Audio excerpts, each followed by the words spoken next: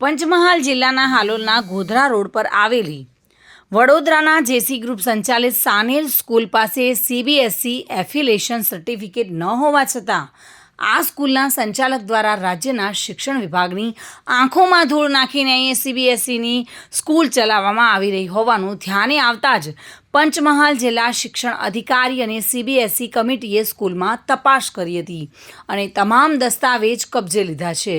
સ્કૂલના ગેટ પર જાહેર સૂચનાનું પોસ્ટર લગાવી આ શાળા પાસે મંજૂરી ન હોવાથી વાલીઓએ સીબીએસઈના અંગ્રેજી માધ્યમમાં એડમિશન કરવા નહીં તેવી જાહેરાત કરી છે। વડોદરામાં અનેક શૈક્ષણિક શાળાઓનું સંચાલન કરતા જેસી ગ્રુપના ફાઉન્ડર સુનિલ દલવાડી દ્વારા હાલોલના ગોધરા રોડ પર સાનેન સ્કૂલ શરૂ કરવામાં આવી હતી। 2021થી સ્કૂલ શરૂ કરવામાં આવી છે ત્યારે સ્કૂલ સંચાલક પાસે સીબીએસઈ ગુજરાતી માધ્યમની મંજૂરી હોવા છતાં સ્કૂલ પાસે સીબીએસઈની મંજૂરી હોવાની ખોટી જાહેરાત કરી વાલીઓને અંધારામાં રાખી અંગ્રેજી માધ્યમની સ્કૂલ શરૂ કરી અને 3 વર્ષથી સ્કૂલ ચલાવવામાં આવી રહી હોવાનું ગઈકાલે જ શિક્ષણાધિકારી વિભાગ દ્વારા કરવામાં આવેલી કામગીરી જોતા લાગી રહ્યું છે। આ બાબતે જિલ્લા શિક્ષણ અધિકારીની કચેરી અને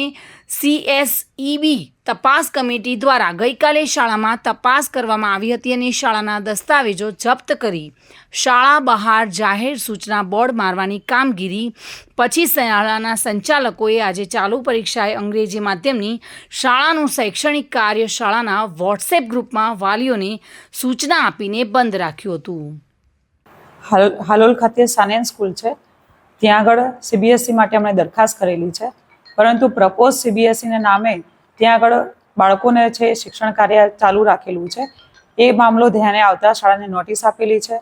ખુલાસો રજૂ કરવા કહેલું છે। શાળાએ ખુલાસો રજૂ કર્યો, જે ગ્રાહ્ય રાખવા પાત્ર ન હોય ત્યાં આગળ તપાસ કમિટી દ્વારા શાળાની અંદર આવા એક પણ બાળક અભ્યાસ ન કરે એના માટેની કાર્યવાહી કરી દીધી છે અને તમામ વાલીઓને પણ જાહેર સૂચના કરી છે કે આવી પ્રપોઝ સીબીએસઈ નામે ચાલતી કોઈ પણ શાળામાં બાળકનો પ્રવેશ ન લેવો।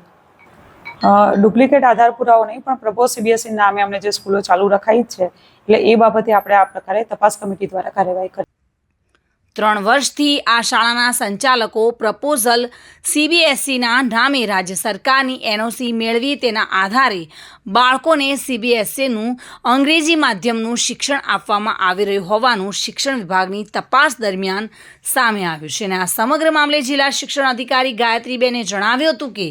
હાલોલમાં પ્રપોઝ સીબીએસઈના નામે શાળા ચાલતી હોવાનું ધ્યાને આવતા જ સ્થળ તપાસ કરાવીને સાનેલ સ્કૂલને ડિસેમ્બર 2023માં નોટિસ આપી આધાર પુરાવા રજૂ કરવા માટે જણાવ્યું હતું।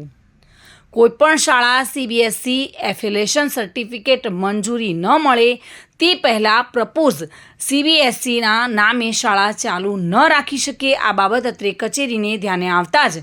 ગઈકાલે તપાસ કમિટી દ્વારા તપાસ કરવામાં આવી હતી અને શાળાનો તમામ રેકોર્ડ જપ્ત કરી કાર્યવાહી કરવામાં આવી હોવાનું જણાવ્યું છે અને જાહેર સૂચના પણ કરવામાં આવી છે કે વાલીઓની આવી પ્રપોઝ સીબીએસઈના નામે